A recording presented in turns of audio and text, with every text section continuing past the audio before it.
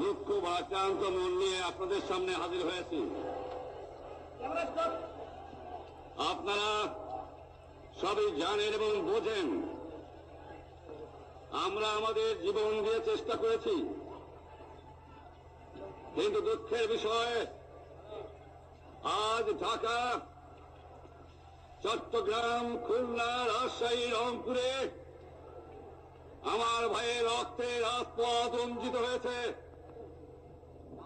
আজ বাংলার মানুষ মুক্তি চায়, বাংলার মানুষ বাঁচতে চায়, বাংলার মানুষ তারা আজ অধিকার চায়। কিন্তু দুঃখের বিষয় আজ দুঃখের সঙ্গে বলতে হয় 23 বছরের করুণ ইতিহাস, বাংলার অত্যাচারের, বাংলার মানুষের রক্তের ইতিহাস, 23 বছরের ইতিহাস, মুমূর্ষ নরনারীর আত্মনাদের ইতিহাস, বাংলার ইতিহাস, এদেশের মানুষের রক্ত দিয়ে রাজপথ রঞ্জিত করার ইতিহাস। 1952 সালে রক্ত দিয়েছি, 1954 সালে নির্বাচনে জয়লাভ করেও আমরা গলিতে বসতে পারি নাই। 1958 সালে আইয়ুব খান মার্শাল ল জারি করে 10 বছর পর্যন্ত আমাদের গোলাম করে রেখেছে। 1967 সালে 6 দফার আন্দোলনে 7ই জুনে আমার ছেলেদের গুলি করে হত্যা করা হয়েছে। 1969 আন্দোলনে আইয়ুব খানের পতন হওয়ার পরে যখন ইয়াহিয়া খান সাহেব সরকার নিলেন, তিনি বললেন দেশে শাসনতন্ত্র দেবেন, গণতন্ত্র দেবেন, আমরা মেনে নিলাম। তারপরে অনেক ইতিহাস হয়ে গেল, নির্বাচন হলো। আপনারা জানেন দোষ কি আমাদের? আজকে আমি প্রেসিডেন্ট ইয়াহিয়া খান সাহেবের সঙ্গে দেখা করেছি, আপনারা জানেন, আলাপ আলোচনা করেছি। আমি শুধু বাংলার নয়, পাকিস্তানের মেজরিটি পার্টির নেতা হিসাবে তাকে অনুরোধ করলাম 15 ফেব্রুয়ারি তারিখে আপনি জাতীয় পরিষদে অধিবেশন দেন। তিনি আমার কথা রাখলেন না, তিনি রাখলেন ভুট্টো সাহেবের কথা।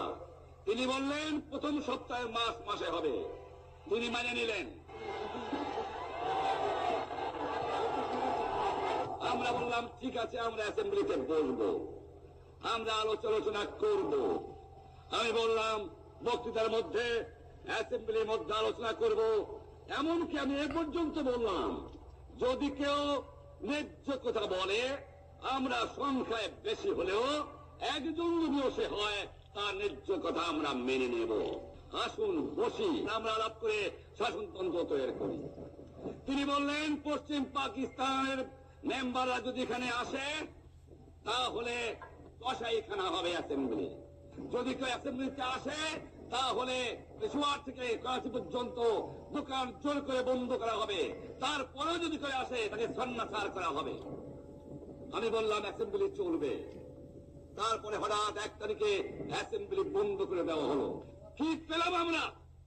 আমার পয়সা দিয়ে অস্ত্র কিনেছি বহিঃশত্রু আক্রমণ থেকে দেশকে রক্ষা করার জন্য। আজ সেই অস্ত্র ব্যবহার হচ্ছে আমার দেশের গরিব দুঃখী নিহত মানুষের বিরুদ্ধে, তার বুকের উপরে হচ্ছে গুলি। আমরা পাকিস্তানের সংখ্যাগুরু, আমরা বাঙালিরা যখনই ক্ষমতায় যাওয়ার চেষ্টা করেছি, যখনই এদেশের মালিক হবার চেষ্টা করেছি, তখনই তারা আমাদের উপরে ঝাঁপিয়ে পড়েছেন। তারা আমাদের ভাই।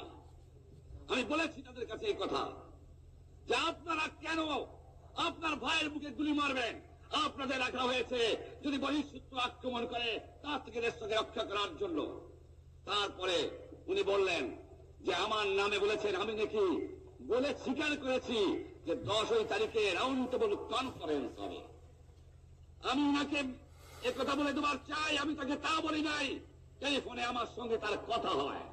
তাকে আমি বলেছিলাম জনাব ইয়াহিয়া খান সাহেব, আপনি পাকিস্তানের প্রেসিডেন্ট, দেখে যান, ঢাকায় আসেন কিভাবে আমার গরিবের পরে, আমার বাংলার মানুষের বুকের উপরে গুলি করা হয়েছে, কি করে আমার মায়ের কোল খালি করা হয়েছে, কি করে মানুষকে হত্যা করা হয়েছে।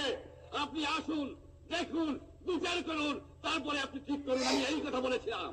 হঠাৎ আমার সঙ্গে পরামর্শ না করে বা আমাদের সঙ্গে আলোচনা না করে 5 ঘন্টা গোপনে বৈঠক করে যে বক্তৃতা তিনি করেছেন এবং যে বক্তৃতা করে অ্যাসেম্বলি করেছেন, সমস্ত দোষ তিনি আমার উপরে দিয়েছেন, বাংলার মানুষের উপরে দিয়েছেন। আমি পরিষ্কার মিডিয়ে বলেছি, এবারে সংগ্রাম আমার মুক্তির সংগ্রাম, এবারে সংগ্রাম স্বাধীনতার সংগ্রাম। আমার 25 তারিখে অ্যাসেম্বলি কল করেছে, রক্তের দাগ শুকায় নাই। আমি 10 তারিখে বলে দিয়েছি যে ওই শহীদের রক্তের উপর দিয়ে পাড়া দিয়ে 8টি সিটে মুজিবুর রহমান যোগদান করতে পারে না। অ্যাসেম্বলি কল করেছেন, আমার দাবি মানতে হবে। প্রথম সামরিক আইন মার্শাল ল উজ্জ্ব করতে হবে, সমস্ত সামরিক বাহিনীর লোকদের বেড়াকে ফেরত দিতে হবে, যেভাবে হত্যা করা হয়েছে তার তদন্ত করতে হবে, আর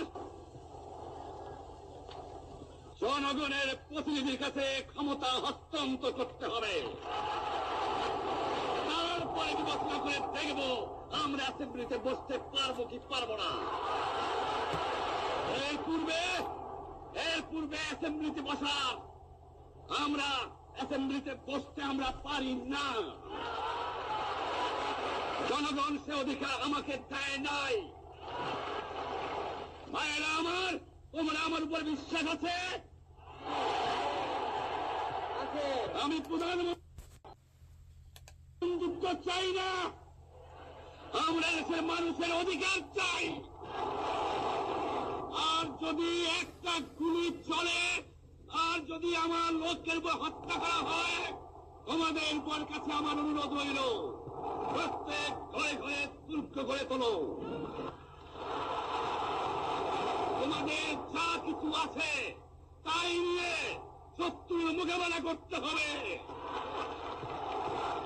এবং জীবনের তরে রাস্তাঘাট যা যা আছে সবকিছু আমি যদি হুকুম দিতে নাও পারি, তোমরা বন্ধ করে দেবে।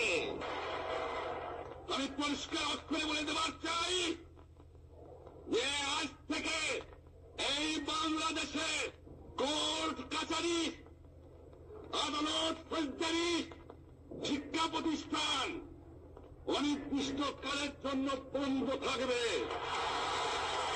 গরিবের যাতে কষ্ট না হয়, যাতে আমার মানুষ কষ্ট না করে, সেই জন্য সমস্ত অন্যান্য জিনিসগুলো আছে সেগুলো হরতাল কাল থেকে চলবে না। রিক্সা ঘোড়াগাড়ি চলবে, রেল চলবে, লং চলবে, শুধু সেক্রেটারিয়েট, সুপ্রিম কোর্ট, হাইকোর্ট, জজ কোর্ট, সেমি গভর্নমেন্ট দপ্তরগুলো ওয়ামতা কোন কিছু চলবে না।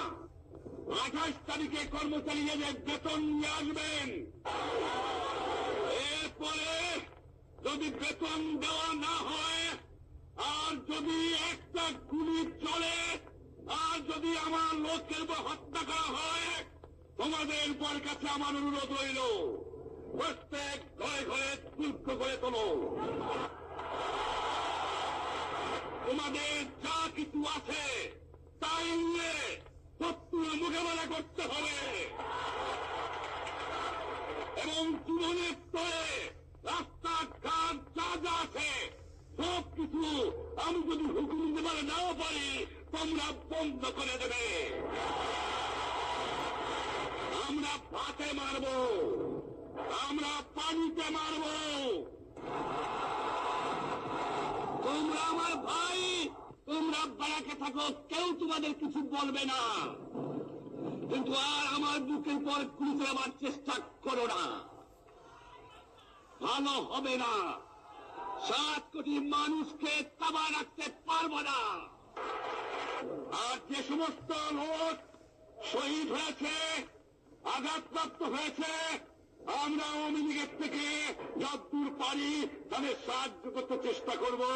যারা পারেন আমার রিলিফ কমিটি সামান্য টাকা পয়সা পৌঁছিয়ে দেবেন।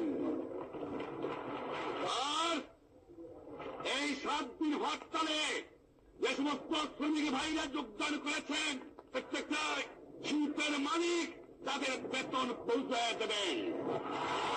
সরকারি কর্মচারীদের বলি, আমি যা বলি তা মানতে হবে। এ পর্যন্ত আমার এই দেশের মুক্তি না হলে খাজনা ট্যাক্স বন্ধ করে দেওয়া হলো, কেউ দেবে না। শোনেন, মনে রাখবেন, শত্রু বাহিনী ঢুকেছে, নিজেদের মধ্যে আত্মকলহ সৃষ্টি করবে, লুটপাট করবে।